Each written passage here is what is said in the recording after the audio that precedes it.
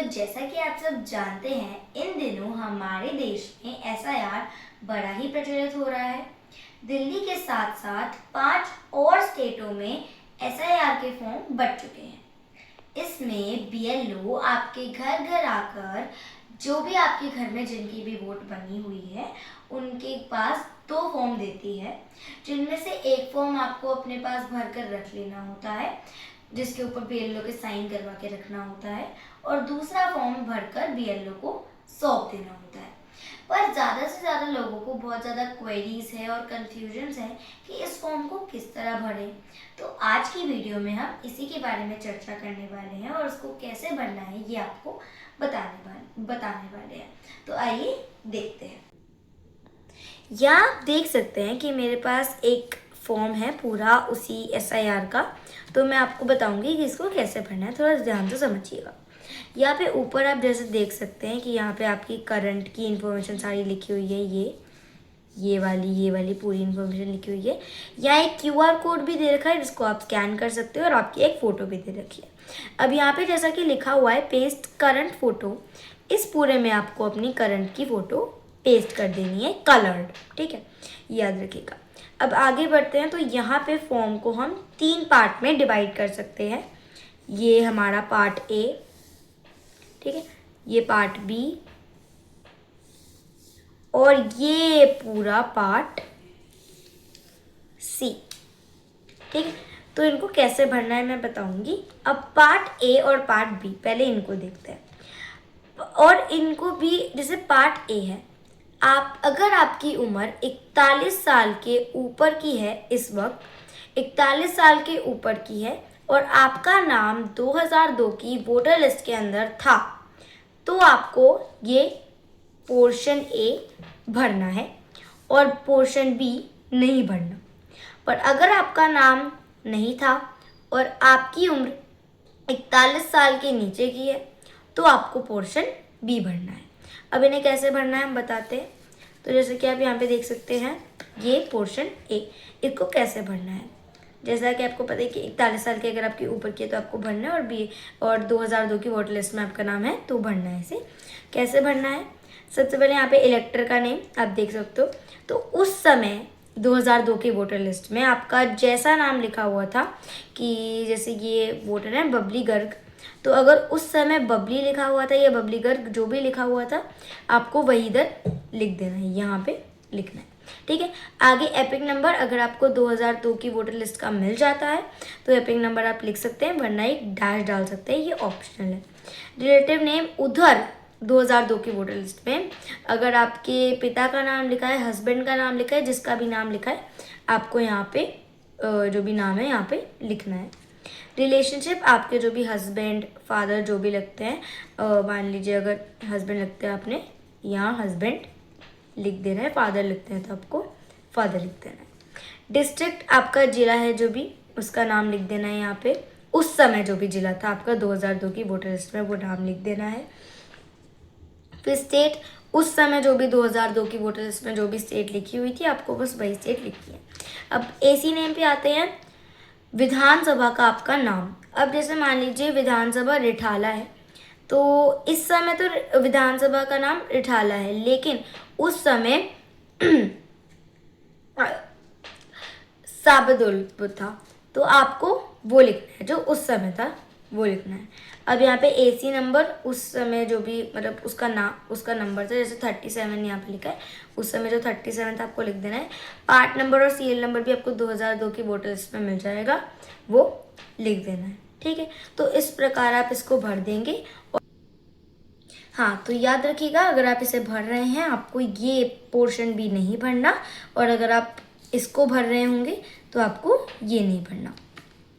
और ये जो पूरी डिटेल है, चाहे आप दिल्ली के हों या उस समय जिस भी जगह से आपकी स्टेट थी, आपको ये पूरी डिटेल भरनी है।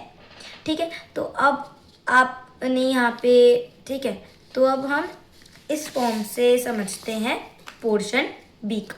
पोर्शन सी का मैं अभी आपको बताऊंगी, पर पहले हम पोर्शन बी का समझते हैं इस फॉर्म से। ठीक है, तो अब इससे कैसे भरना है, पोर्शन बी उसको भरना है जिसकी उम्र 41 साल के नीचे की है, तो जाहिर सी बात है अगर आपकी 41 साल की नीचे की उम्र है तो फिर आपका 2002 की वोटर लिस्ट में नाम नहीं होगा। तो इसलिए आपको यहाँ पे कैसे भरना है मैं आपको बताती हूँ। तो आप देख सकते हो यहाँ पे साफ साफ लिखा है details of relative whose name is given in the previous column in the last SIR। तो आपको अपने किसी रिलेटिव का नाम के ऊपर लिखना है। अब वो कौन से रिलेटिव हो सकते हैं, आप 6 लोगों का नाम के डिटेल्स भर सकते हैं।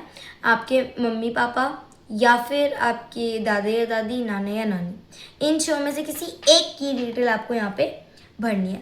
अब जैसे कुछ लोगों के डाउट्स होते हैं कि हम हस्बैंड का भर दें, भाई का भर दें, तो उनका नहीं भर सकते, दैट इज़ नॉट अलाउड।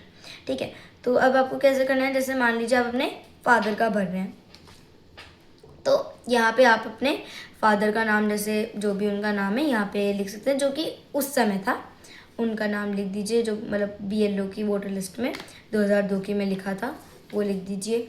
फिर उसके बाद एपिक नंबर अगर मिल जाता है 2002 का उनका तो फिर लिख दीजिए, वरना रहने दीजिए।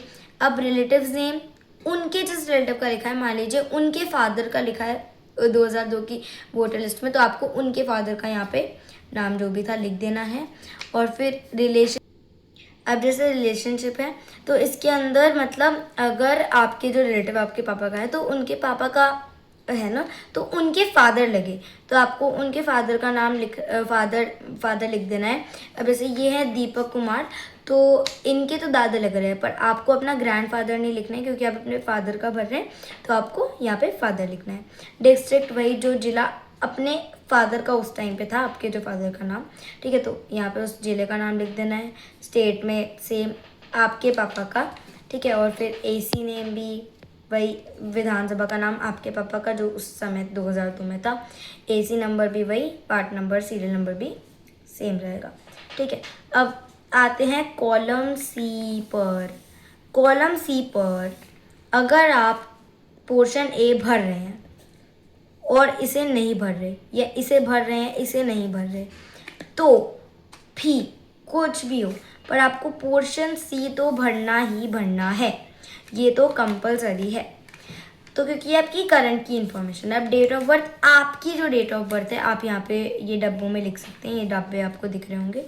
फिर आधार नंबर, अगर आपको आपका आधार नंबर यहाँ पे मिल जाता है तो आप लिख सकते हो, नहीं मिलता तो ऑप्शनल है, डैश कर दो। अगर मिल जाता है तो आप आराम से उसको लिख दो, ठीक है। फिर आगे आएंगे मोबाइल नंबर। आपका मोबाइल नंबर आपको यहाँ पे लिख देना है, जैसे कोई भी आपका मोबाइल नंबर है जो भी है यहाँ पे लिख देना है। फिर फादर या गार्डियन, फादर का नाम यहाँ पे, या ठीक है फादर का नाम आप यहाँ पे, जो भी आपके फादर का नाम है यहाँ पे लिख दीजिए। फिर उनका एपिक नंबर अगर मिल जाता है तो ठीक है, नहीं मिलता तो छोड़ दीजिए। फिर आगे मदर्स नेम, आपके जो भी मम्मी का नाम है वो आप यहाँ पे लिख सकते हैं। और फिर उनका एपिक नंबर अगर आपको मिल जाता है तो ठीक है, नहीं मिला तो फिर डैश लगा के छोड़ दीजिए। स्पाउस नेम और स्पाउस एपिक नंबर, इसके अंदर क्या है, अगर कोई हस्बैंड ये फॉर्म भर रहा है तो उसको अपनी वाइफ का नाम यहाँ पे लिखना है, और अगर है तो ठीक है, और उनका एपिक नंबर लिखना है।